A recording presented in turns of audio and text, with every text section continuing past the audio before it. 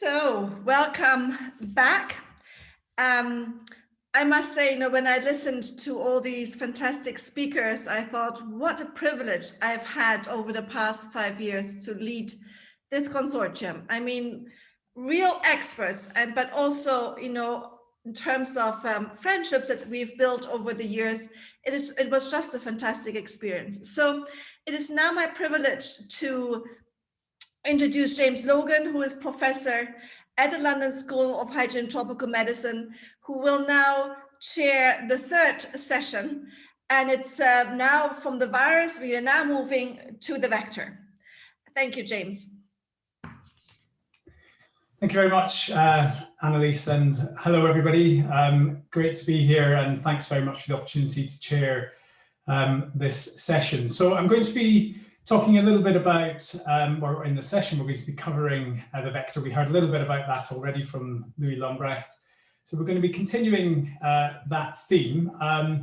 Myself, I will be giving a presentation first, and then I'll be followed by my colleague, Kathleen O'Reilly, who will be talking about some modelling work that she has done. So I'm just going to now share my screen and hope this works.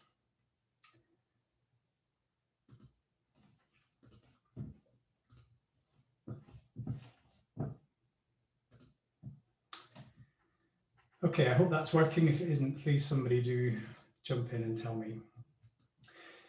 So I'm going to be talking a bit about the work that we've done in understanding how we might best protect ourselves against the vectors of Zika, and the work that we've done in terms of understanding people's perceptions and knowledge around this, and how we can support and build capacity in vector control and vector research and preparedness through online resources, but also through mathematical modelling as well.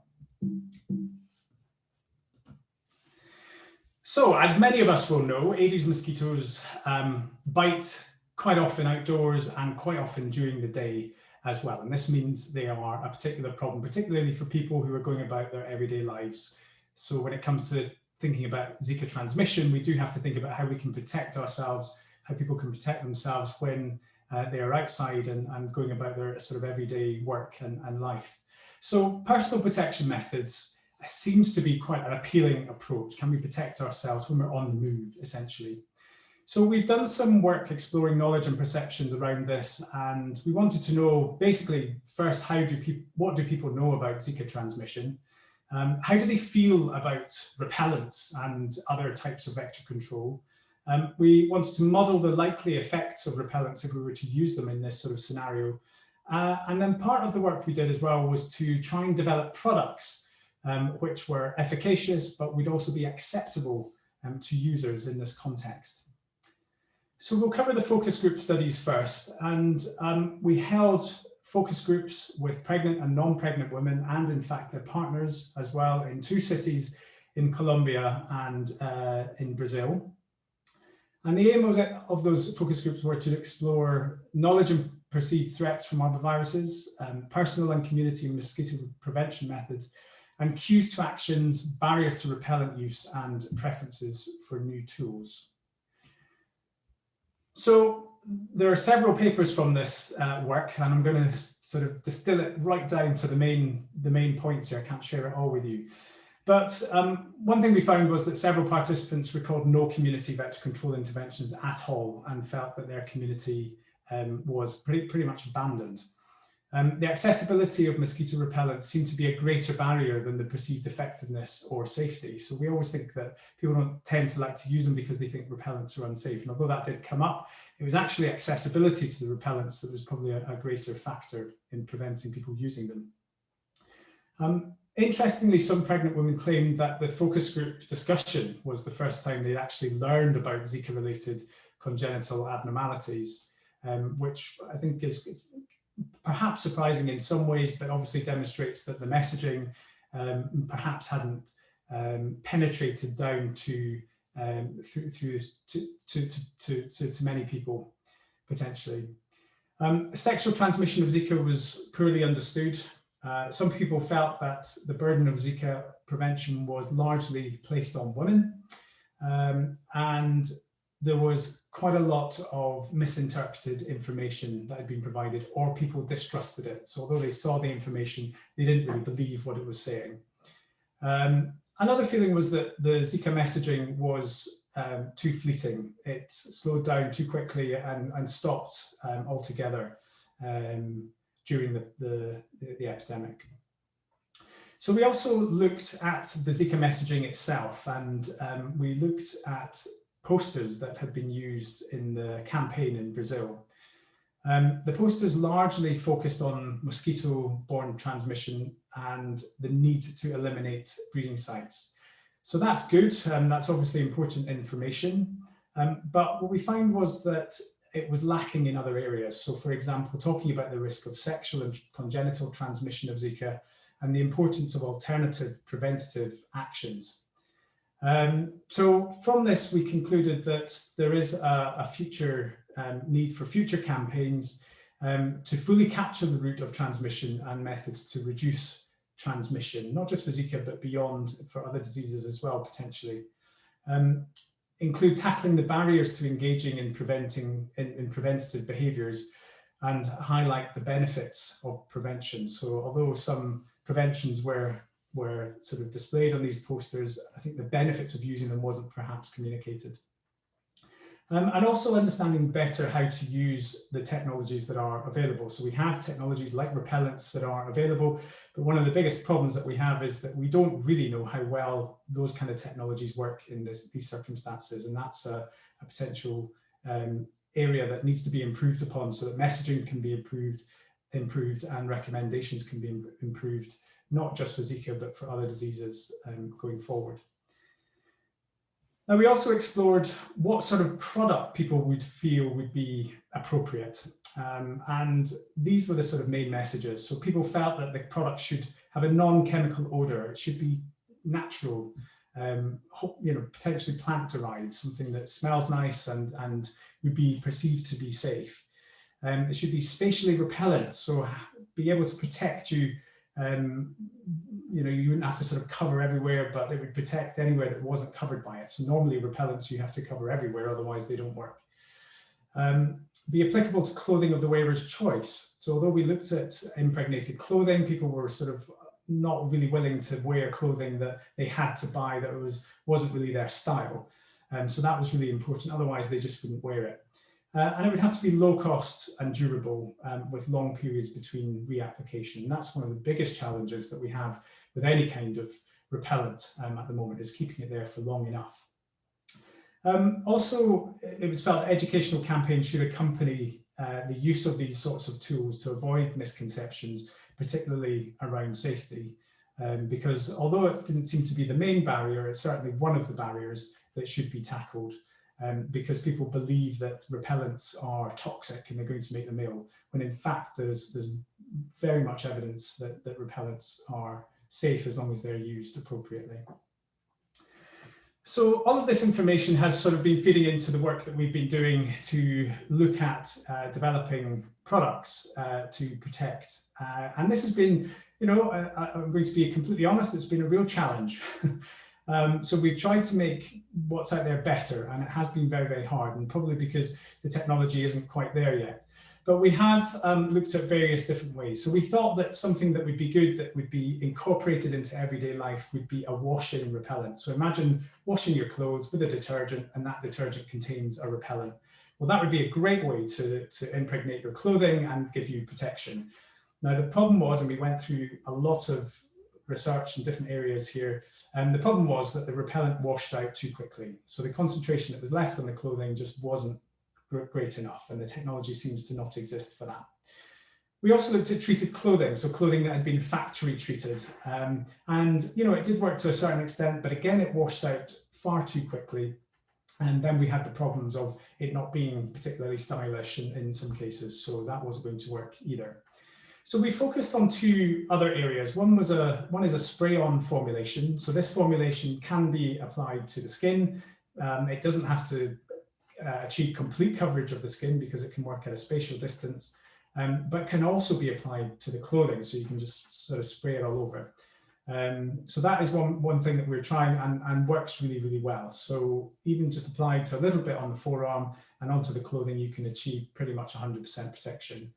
We're also working on wearable devices with a company called Vicotech, and these are devices like a band that you would wear on your wrist, again providing a spatial repellent, and we can achieve about, so just by wearing that band you can protect by about 90%, and using a compound called delta-undecalactone, which we chose because it smells nice, it's effective, it's plant-derived, so natural, and sort of fulfills the sort of target product profile that we determined from talking to people about what they might use.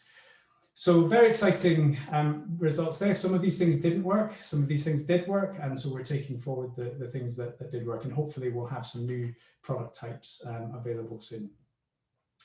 So another aspect was to look at how well might repellents work in this sort of scenario. So we've done a bit of modeling work to look at different product efficacies, so how effective the product is, different rates of degradation of the product, and coverage levels to determine how many Zika cases could have been avoided if repellents were used.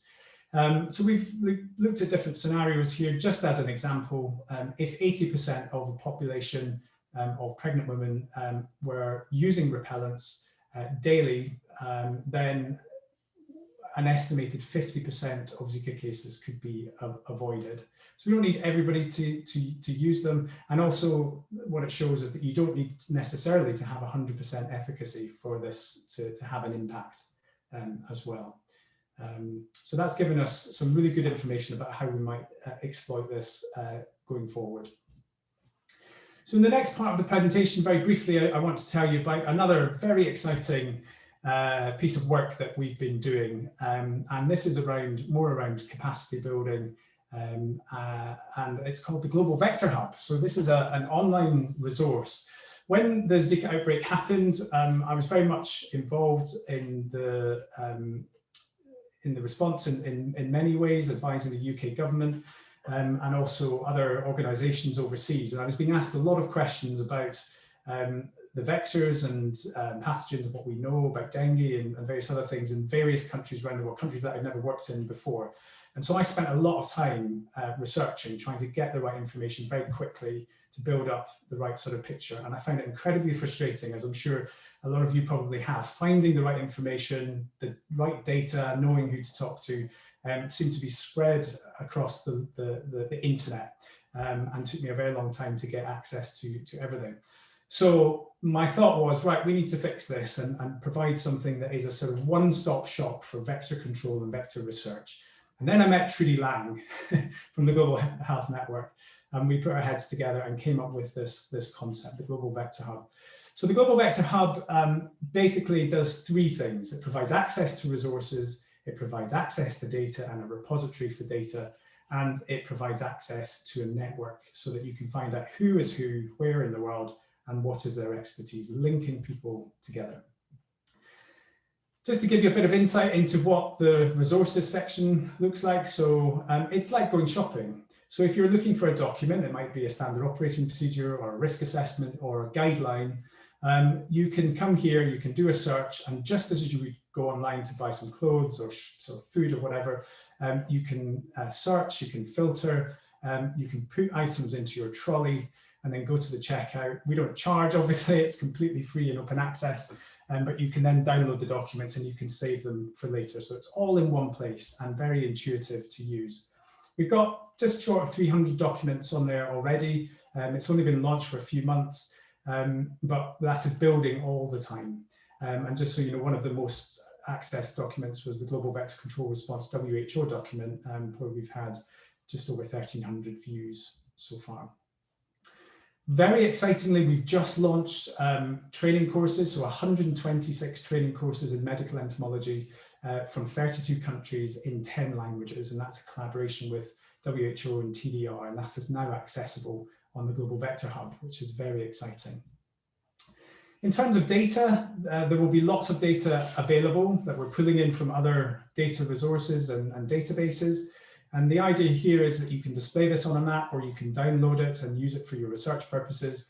And there will be a function here to help to interpret the data so that anybody, regardless of your level of knowledge, will be able to download a report that will be understandable for you. If you're a policymaker and you want high level information, or you're a researcher and you want some detailed information. So this is just an example of one of the maps. This is vector abundance, Aedes aegypti in Colombia. And we have other data in there like insecticide resistance, so you can see where data has been collected on that and information on the type of resistance, etc. Pathogen detection, this is the Zika virus and where it has been detected. And even down to bits of information like bloodmeal hosts, so what kind of mammalian host or other type of hosts are these insects feeding on. So very useful information that can be downloaded there. And we've done various bits of, we've had various bits of impact.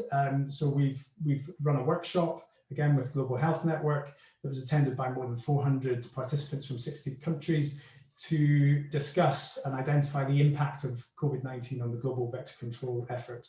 And really the outcome of that was it has had a big impact and is having a big impact with lots of people being diverted to work on COVID-19. So thinking about vector-borne disease in the context of something like COVID-19 is very important now, but will be important for the future as well. So lots of learnings there that we can take forward.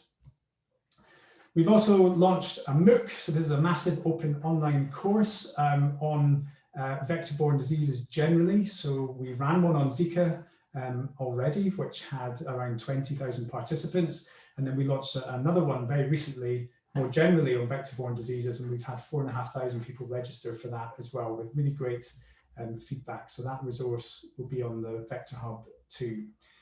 In terms of further outputs, we've developed vector control situation reports for a number of countries. We've done stakeholder analysis on vector control efforts in Colombia, and you can see that we've had a focus on Latin America, but we've extended what we've been doing to other countries as well. We've been able to produce rapid situation reports following natural disasters to share with stakeholders, which have been very well received, for example, after hurricanes and cyclones. We've been, as I say, tackling what we are doing during the pandemic so that vector control efforts are not derailed.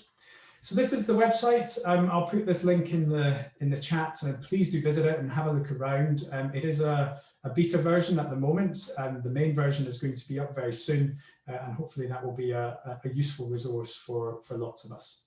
So I just want to finish by acknowledging all the collaborators, the wonderful collaborators and partners that we've worked with. I can't thank everybody individually, but there have been a lot of people involved in the work that I've distilled into a few minutes presentation there. But what we've learned and developed in terms of personal protection with repellents and capacity building applies to Zika. But as I said, it goes much beyond Zika, and that was always the plan with Zika Plan, was to tackle Zika now, but really to prepare for the next outbreak, which may be Zika, maybe something else, who knows, but there will be something else, and in the context of other disease pandemics as well on a global scale.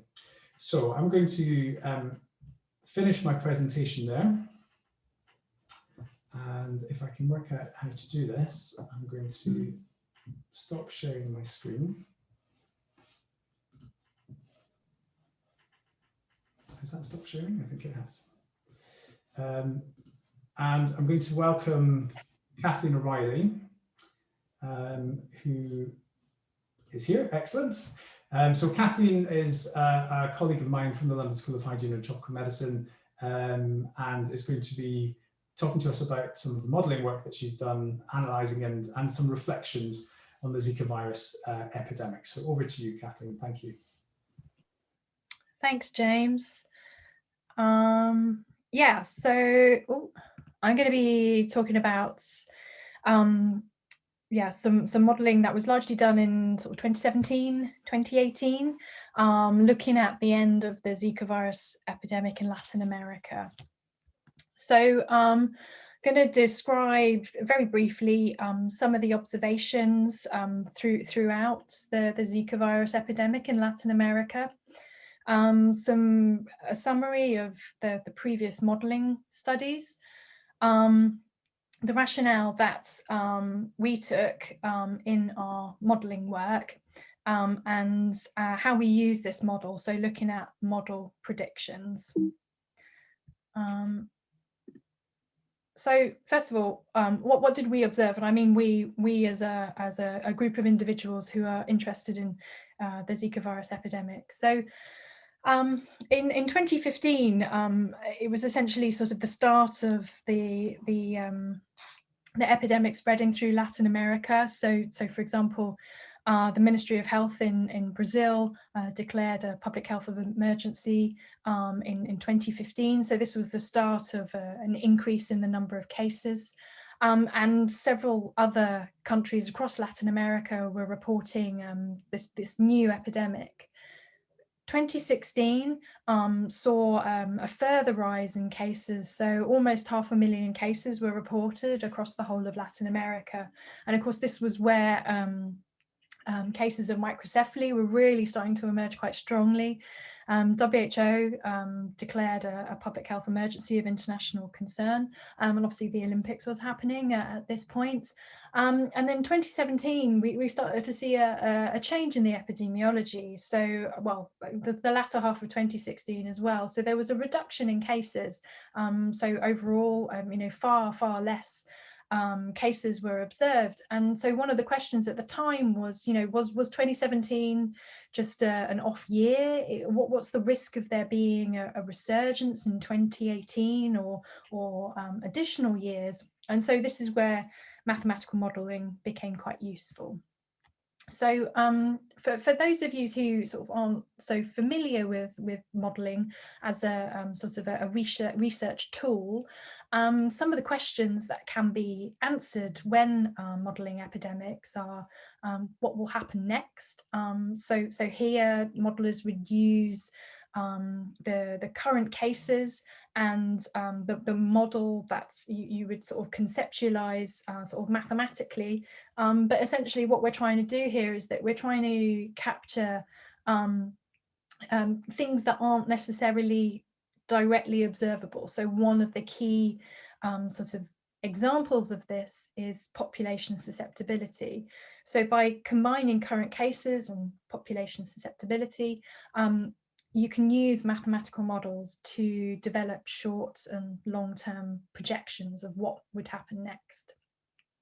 One of the other questions that is quite useful to know is what an impact of a vaccine would have.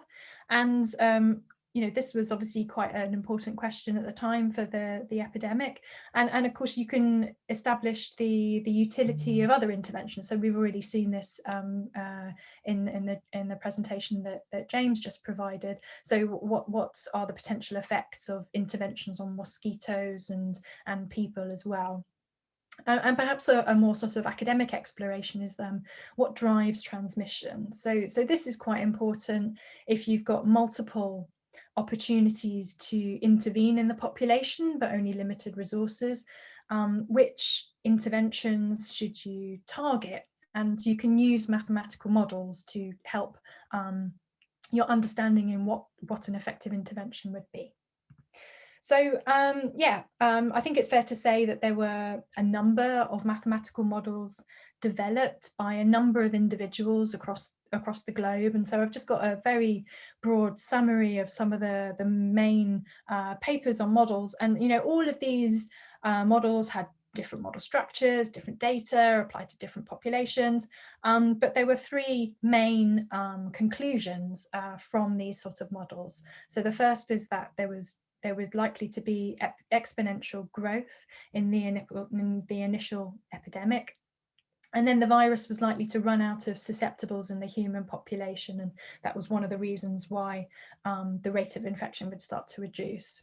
And so consequently, over the period of about 3 years, the epidemic was likely to be largely over in a majority of locations in Latin America.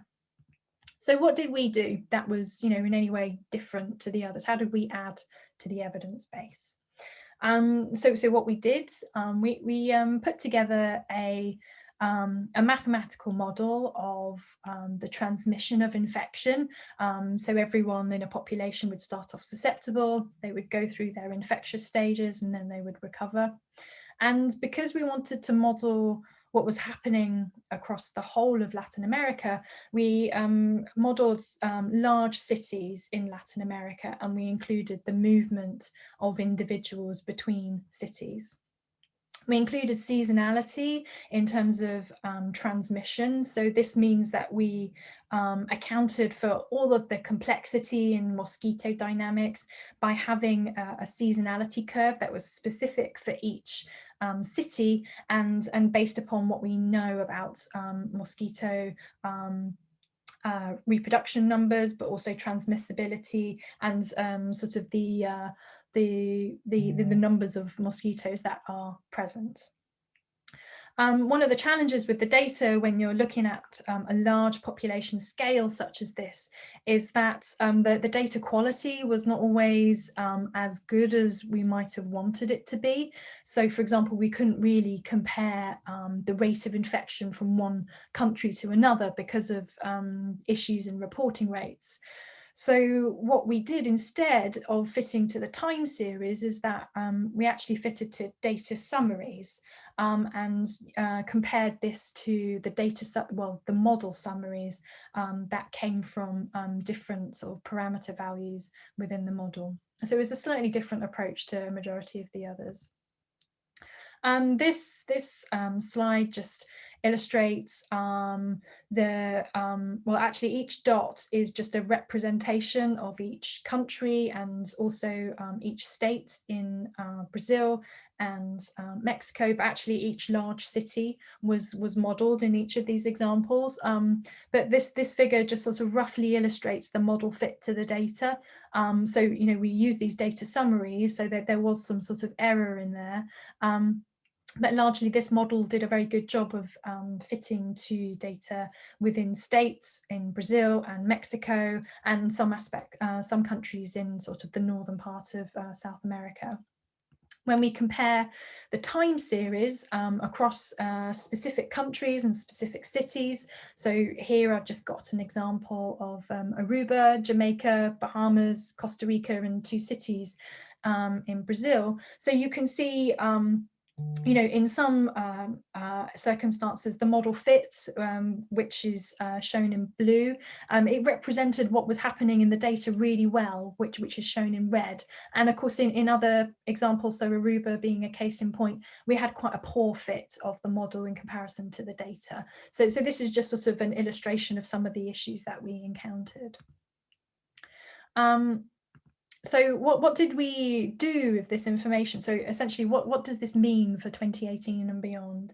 And essentially that the model suggested that a vast majority of individuals had already been exposed to Zika virus infection by the end of sort of 2017. And so this meant that in 2018 and beyond, there was a very low likelihood of there being large epidemics, with the couple of exceptions in a few locations. So Argentina, some cities in Brazil and Colombia were more likely than not to sort of have a reasonable number of Zika virus cases. And beyond 2018, the infection rates were predicted to reduce further. So in conclusion, it's a very broad overview here, but the highest number of cases were reported in 2016 especially. And as we've seen with other aspects of today, the focus should be on treating individuals that were affected at this time. You know, this does present an issue for things such as vaccine challenge studies, and it also illustrated some challenges with surveillance. So when you've got disease surveillance at this sort of continental scale, there's lots of data, but this, you know, it doesn't necessarily mean that you've got lots of information. And so, you know, this is a really good sort of example of where in some cases we do have a long way to go in ensuring that we have accurate and informative disease surveillance for infectious diseases. And yeah, just a final note that this work is summarised in a paper and the link is just there at the bottom. So yeah, thanks for listening, and that's the end of me. Thanks. Not the end of you, I hope, Kathleen, but the end of your talk, perhaps. Okay, so do we have any questions for myself or for Kath? I can see in the Q&A that it is blank. So it's either stopped working or everyone's needing a break or doesn't have any questions, which is absolutely fine. Maybe I'll ask a question to Kathleen. I just wondered, it's quite an open sort of question, but what would have happened if Zika happened now? So during a pandemic like COVID and the Zika. Yeah, I think it would be very challenging. Like, the first thing is, how quickly would we detect it? So it's very apparent that in other infectious diseases, disease surveillance has really reduced. I spend a lot of time working on polio. Disease surveillance for polio has massively reduced across the entire world because, you know, a lot of health professionals are quite rightly focusing on COVID. So you know, there's this difficult balance. I think the other thing is the change in how people move and sort of their behaviours and what impact that is likely to have on vector-borne diseases. For something like Zika, it's a bit difficult to tell. You know, it really depends upon the location. You know, a lot of people are staying at home a lot more. So then it depends a lot more on what their interventions are in the home. And that's going to really vary across the board. I mean, it's a good reason to sort of carry on doing good disease surveillance and understanding how pathogens transmit. Yeah, absolutely. And I guess the big challenge, which is what we've seen, is whether that surveillance continues, whether there are enough resources to continue that sort of surveillance through a situation like this, a pandemic. Yeah. Okay, so we've got a couple of questions now. Do your models also predict an outbreak-free time after an epidemic? That's a question from Charlotte. So, I mean, a lot of, well, the model sort of suggested that a lot of people had already been exposed to Zika. So, you know, with making some very simple assumptions, and I'm sure there's plenty here that might want those assumptions to be quite different. If you assume that, you know, it's previous infection causes long-lasting immunity against Zika virus and future Zika virus infections, it's unlikely that Zika is going to re-emerge in the next 20 years or so.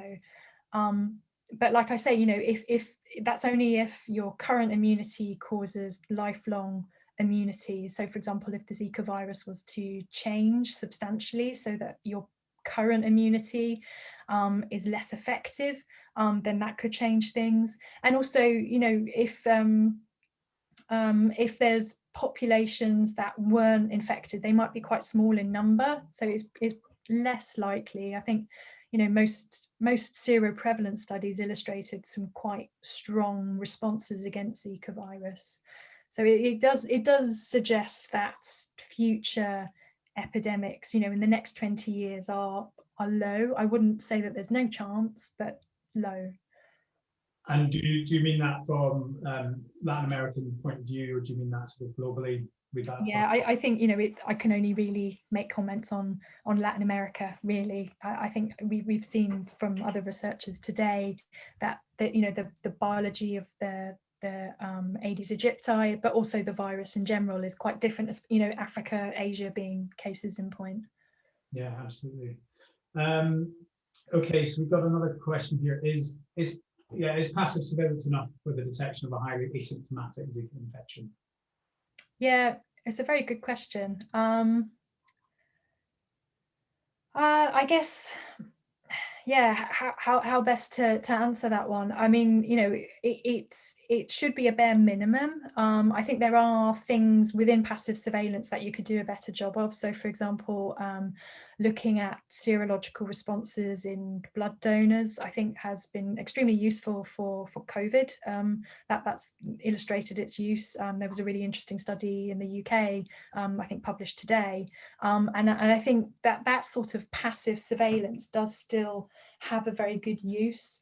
It does, you know, there's always a delay, so I think some form of active surveillance is worthwhile, but, you know, there's a resource question, and that does need to be balanced against all the other pathogens that are out there, and the pathogens that are causing a public health problem. And of course, things such as dengue are also a big issue.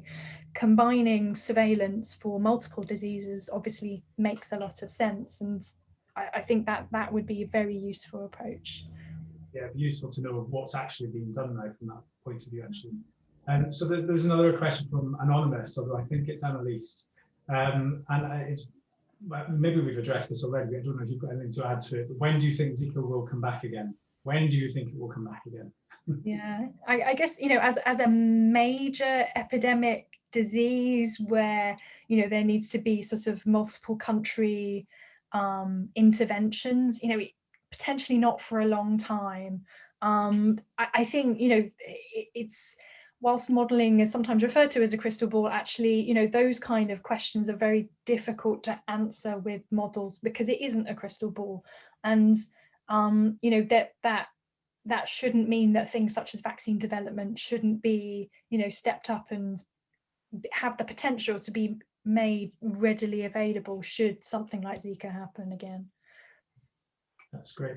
Okay, so I don't think there's any other questions, and we're pretty much bang on time. So I'm going to close this last session and thank Kathleen very much for a great presentation, and thank you to the organisers as well. Thank you.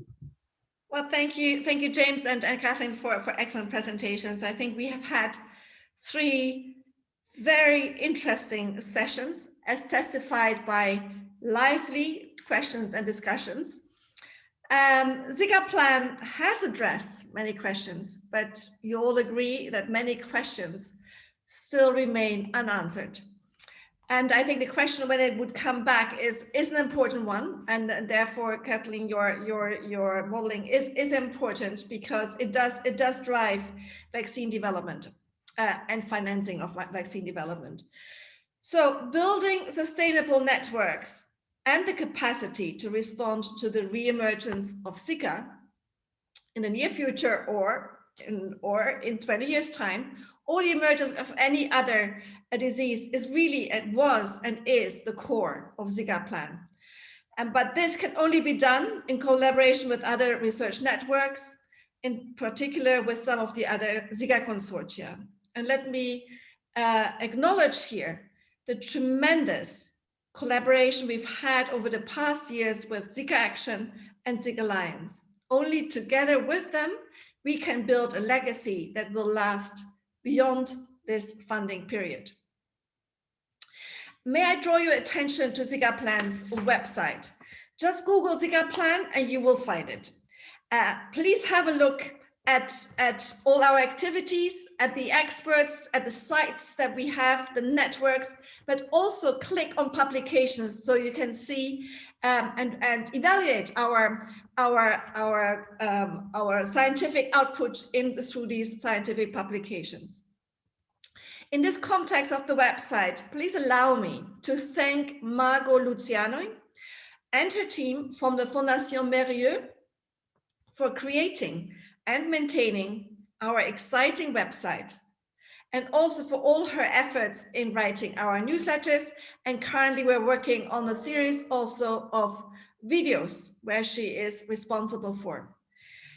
Allow me also to thank Coran Woolman-Tardy, who served as our Zika Plan Communication Director since Zika Plan's inception, until she was invited to become the head of the US branch of the Fondation Mérieux. So thank you all. Now a few announcements. So today was our first of 3 public webinars. Our second Zika Plan dissemination event will take place on 10 March, again on a Wednesday at the same time. The title for the next one is Zika and the Nervous System, Emerging Lessons for Emerging Viruses. It will include a series of short new films with a focus on EuroZika.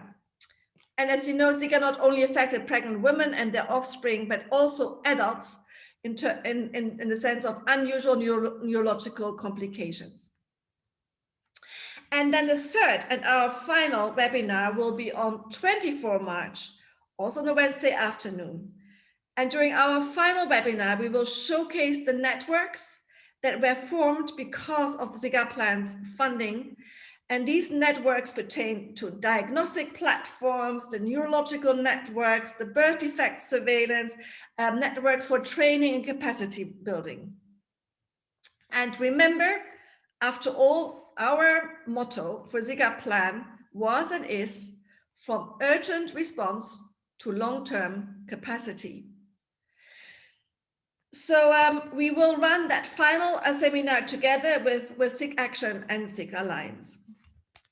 Now, let me also express my gratitude to the European Commission for funding us and for the ongoing support throughout the project. It was very time intensive, and we delivered. Let me thank also the Global Health Network for putting this event together today, especially Bonnie Baker. But I also would like to thank the Umeå University for hosting the consortium and for their financial oversight and project management. There's so much work in the background. Here, I would particularly like to highlight the tireless efforts undertaken by Dr. Raman Prit as our Zika Plan Executive Director.